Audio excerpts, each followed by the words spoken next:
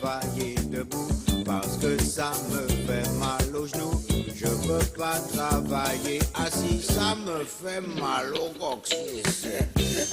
Je suis vraiment foutu comme l'as de pique. Oui, mais Les intellectuels c'est dommage. Vous profitez pas des planches. Bon, en tout cas, il y a de la bonne humeur sur le plateau de Télémétain, et ça c'est bien. Et on va penser à celles et à ceux qui ne partent pas en vacances. Et tout ça, c'est grâce à Marie Mamjoglou. Je précise, grâce à nos amis de l'INA, nos partenaires de l'INA, on découvre de véritables petites pépites. Parce que c'est vrai, on parle des juilletistes, des Haussiens, et puis ceux qui ne partent pas, on les oublie. Et pourtant, ils sont nombreux, 38% cette année, 38% des Français qui partent pas. Mais c'est pas du tout étonnant, c'est un chiffre qui est plutôt stable depuis pas mal d'années maintenant. C'est quelque chose qui revient à chaque fois comme ça. En revanche, avant les années 50, là, on partait pas en vacances, c'était rare. On partait une fois par an et encore, c'est les privilégiés qui y allaient, même avec les congés payés. Là, ça a commencé effectivement à changer. Mais partir en vacances, c'était considéré comme du luxe à l'époque. Et quand on voit, vous savez, tous ces gens qui arrivent comme ça en masse, qui partent tous ensemble, d'ailleurs dans les images d'archives de l'INA, on voit souvent ça. C'était plutôt dans les années 60, entre les années 60 et 80. Et là, il y a vraiment eu une augmentation qui a été très marquée.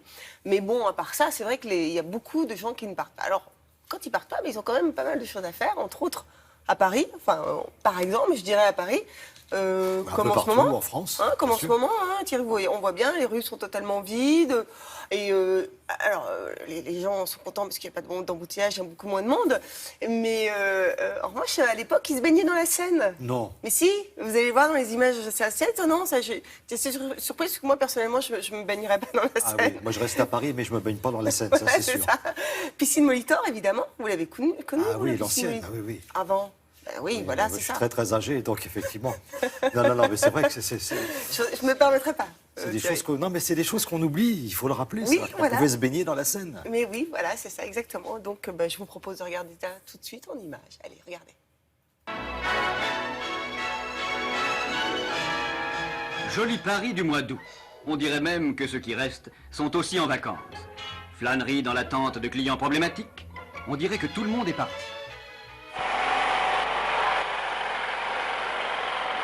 Est-ce que vous prenez des vacances? Les vacances, vous venez me poser cette question-là en plein mois de juin. Avouez que ça mériterait un peu de réflexion, mais au mois de juin, dans l'agriculture, c'est pas très indiqué. Et puis, quelle joie au mois d'août, sous un soleil de plomb, de faire du surplace. Enfin, à l'arrivée, c'est l'espace, la liberté, le calme qui s'offrent à eux, chers amoureux du mois d'août. À côté de ceux qui partent, faisons la part de ceux qui restent. Et pour ceux de nos frères inférieurs que les nécessités contraignent à laisser à Paris, un palace d'un nouveau genre s'est ouvert en banlieue.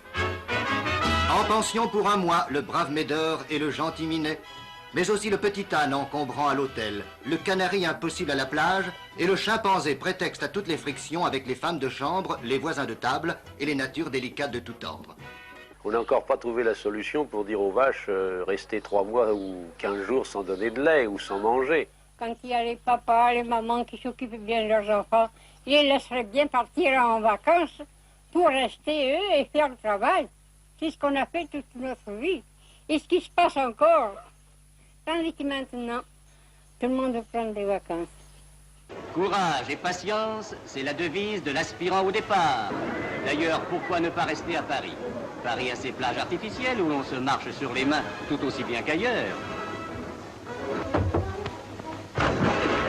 Je commence seulement à pouvoir y aller un petit peu maintenant, parce que je commence à pouvoir enfin équilibrer mes films, c'est-à-dire les équilibrer 1 ou 2 ans à l'avance. Comme ça, je me réserve un petit coup de mois d'août, un petit coup de septembre. Et vous aimez les vacances au mois d'août? Ah bah je pense bien, mais je les aime toute l'année, moi.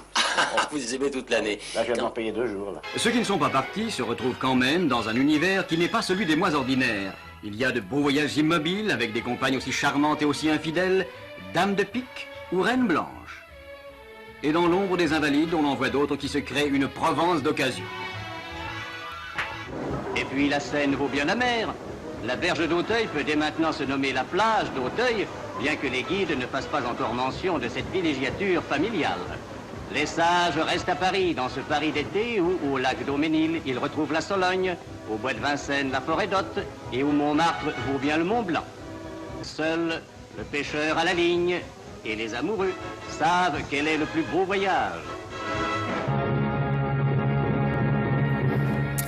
Il y a toujours des pêcheurs à la ligne et toujours des amoureux qui connaissent ce que c'est que le plus beau voyage. C'est vrai, c'est vrai. Mais beaucoup moins, j'imagine. C'est vrai, non? c'est vrai. Mais il y a Paris-Plage. Ça, c'est dingue. C'est Faut pas qu'on exactement oublie ça. ce que je me suis dit. 1945, quand même, Thierry, on avait déjà, ça ressemblait déjà à Paris-Plage. Presque mieux, je dirais. Plus Ouais, sauvage. moi, j'ai adoré non notre ami agriculteur, là. Ils sont nombreux à nous regarder et ils ont du boulot toute l'année. Hein. C'est vrai que c'est compliqué de dire aux vaches. Oui, les agriculteurs faisaient partie effectivement des gens qui ne partaient jamais en vacances. Et voilà, c'est pour ça que j'ai mis aussi ces témoignages de ces gens qui sont très, très sympathiques. Ce qu'il y avait aussi, c'était l'étalement des vacances. Et puis ceux qui partaient en juin et en septembre. Donc du coup, ça permettait comme ça aux gens de ne pas partir tous en même temps. Parce qu'à un moment donné, c'était ça aussi le problème. Donc comme vous et moi, donc là, nous, on est là, hein, juillet, août. On est très heureux. Déjà. On est très heureux, On c'est passe vrai. un excellent moment avec vous. Et puis, nous, on nous, étale nos vacances. Voilà, on ne dira pas quand. Voilà. Vous ne direz pas quand. Je vais partir en septembre. Voilà. Ça va crois faire que moi faire plaisir à toute mon équipe, parce que normalement, je dois reprendre Motus en septembre. C'est une blague, hein, je serai là. Je serai là. Il sera là. Bon, et en tout cas, on vous salue, vous qui ne partez pas en vacances, justement, et qui regardez certainement Télématin. Merci beaucoup, Marie.